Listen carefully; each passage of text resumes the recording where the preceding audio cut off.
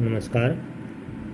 आज हम स्पीति में बारिश नामक अध्याय का अंतिम भाग पढ़ेंगे। इसमें जब कालिदास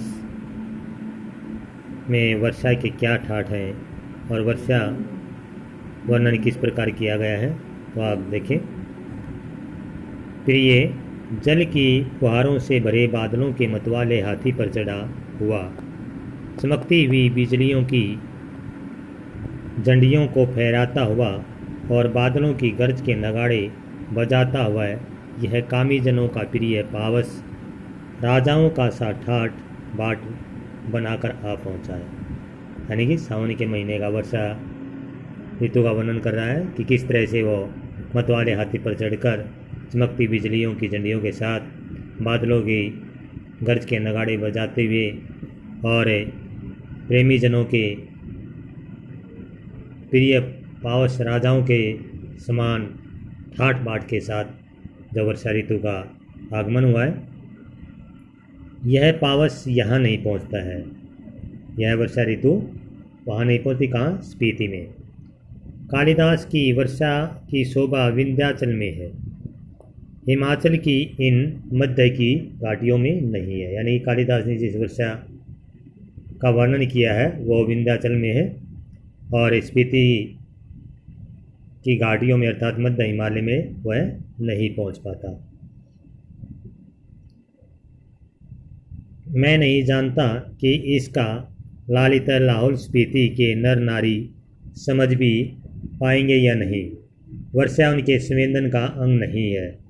वह यह जानते नहीं है कि बरसात में नदियाँ बहती हैं, बादल बरसते हैं, मस्त हाथी चिंगाड़ते हैं, जंगल हरे भरे हो जाते हैं, अपने प्यारों से बिछड़ी हुई स्त्रियां रोती कलपती हैं, मोर नाचते हैं और बंदर चुप मारकर गुफाओं में जा छिपते हैं।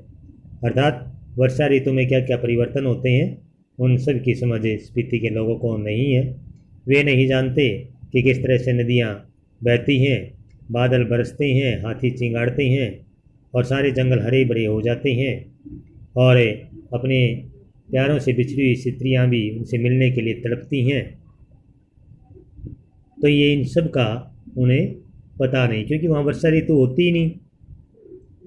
अगर कालिदास यहाँ आकर कहें कि अपने बहुत से सुंदर गुणों से सुहानी लगने वाली स्त्रियों का जी खिलाने वाली, पेड़ों की टहनियाँ और बेलों की सच्ची सखी तथा सभी जीवों का प्राण बनी हुई वर्षा ऋतु आपके मन की सब साधे पूरी करें, तो शायद स्पीति के नर नारी यही पूछेंगे कि यह देवता कौन है, कहाँ रहता है, यहाँ क्यों नहीं आता। कहता अगर कालिदास से वर्षा ऋतु के बारे में बताएं कि इसे वर्षा का क्या क्या प्रभाव पड़ता है, यह सबको अच्छी लगती है, स्त्रियों के मन को खिलाने वाली है, बेलों की सच्ची सखी है, सभी जीवों का प्राण है और वो वहाँ जाकर अगर उनकी साध पूरी करें तो स्पीति के लोग सोचेंगे कि ये देवता कौन है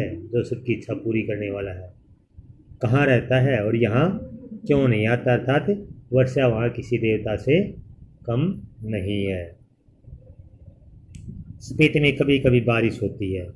वर्षा ऋतु यहाँ मन की साध पूरी नहीं करती। धरती सूखी, ठंडी और विंध्या रहती है, यानी कि बहुत कम वर्षा होती है, कभी कभी होती है। और ये धरती सूखी रहती है, ठंडी रहती है क्योंकि बर्फ पड़ती है। विंध्या यानी कि बंजर रहती है, कुछ उत्पन्न नहीं होता।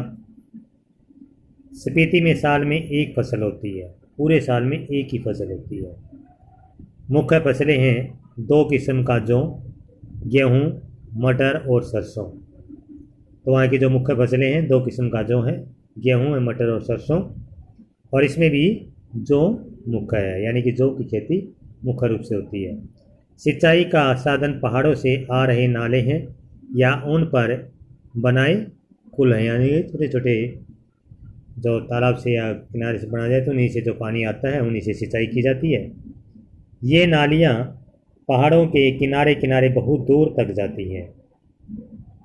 स्पीति नदी का तट इतना चौड़ा है कि इसका पानी किसी काम में नहीं आ पाता, यानी कि स्पीति नदी से वहाँ सिंचाई नहीं की जाती।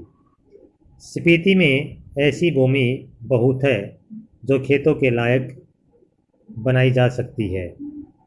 शर्त इतनी है कि इसके लिए स्पीति में जल उलीचा जाए या फिर पानी का कोई और स्रोत पहुंचाया जाए।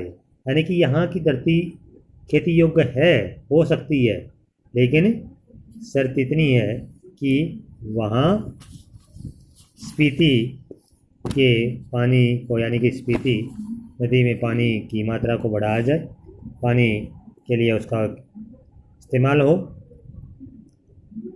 या पानी का कोई और साधन हो।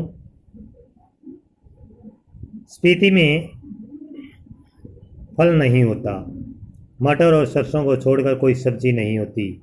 शायद ऊंचाई, वायुमंडल के दबाव में कमी, ठंड की अधिकता, वर्षा की कमी वगैरह के कारण पेड़ नहीं होते।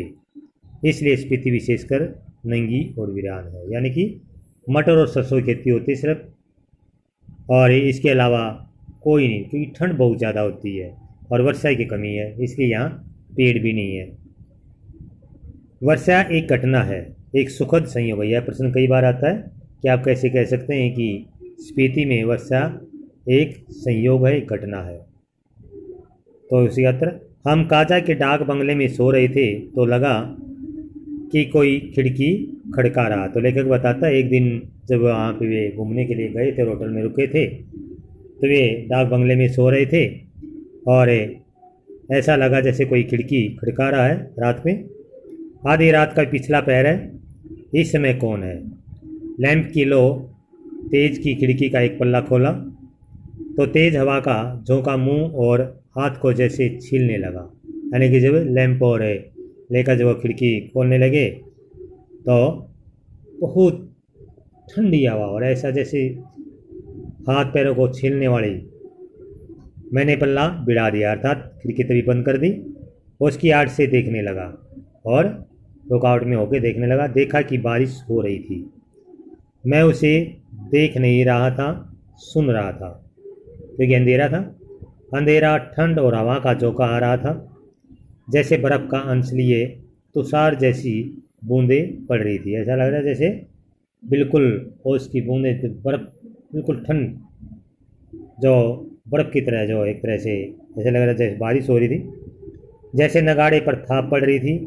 दोंग छेन को हवा बजा रही थी। महासंघ की दवनी घाटी में तैर रही थी। स्पीति की घाटी में वर्षा हो रही थी। कमरे में ठंड बढ़ रही थी। मैं बिस्तर में पड़ा पड़ा मालूम नहीं कब सो गया। तो बारिश होने के कारण जो है एक तरह से ठंड भी बढ़ गई। और सुबह जब उठे और चाय पीते सुना कि सुबह उठा, चाय पीते पीते सुना कि स्पीति के लोग कह रहे हैं कि हमारी यात्रा शुभ है। स्पीति में बहुत दिनों बाद बारिश हुई है। यानी कि जब सुबह वह उठते हैं और चाय पीते हैं तो वहाँ लोग कह रहे थे कि आपकी यात्रा शुभ है। यानी कि जब आप यहाँ आए हैं यात्रा के लिए तो यहाँ वर्षा हुई है, अर्थात बहुत दिनों के बाद यहाँ वर्षा हुई है। तो इस तरह से आपका यह अध्याय पूर्ण हुआ और इसके साथ ही आपको इसके प्रश्नोत्तरी भेजे जाएंगे। तो आपका ये अध्याय पूर्ण हुआ और आपने अच्छी तरह से इसको अपनी साफ उत्तर पुस्तिका में लिखना है।